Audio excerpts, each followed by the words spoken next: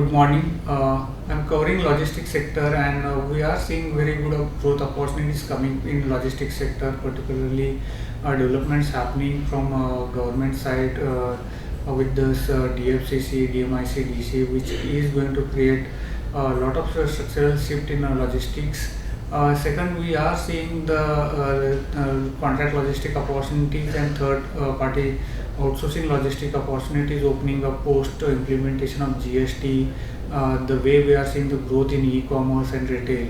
So these companies are also reorganizing their business model to really capture the opportunities in contract logistics.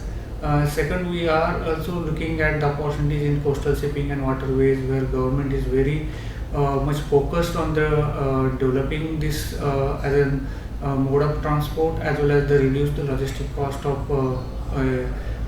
exporters and importers to make it more competitive in global environment. So we are seeing the couple of companies particularly have started entering into the coastal shipping. So that is the area which looks promising in long-term opportunities. In companies, we are looking at Alcargo, which is expected to benefit from the secular trade in container.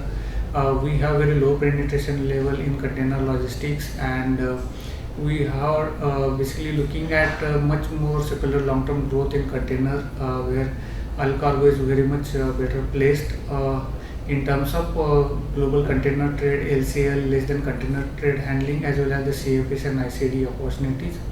Company is also looking aggressively to expand in contract logistic and coastal shipping.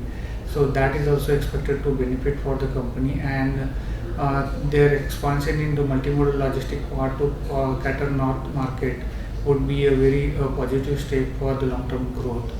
In terms of valuation, also company is trading at forward multiple of around 10 times, which is very attractive compared to other logistic companies which are in range of 15 to 20 times, as well as a very strong cash flow position and balance sheet. So that gives we see the stock to outperform over 1 year time frame. Thank you.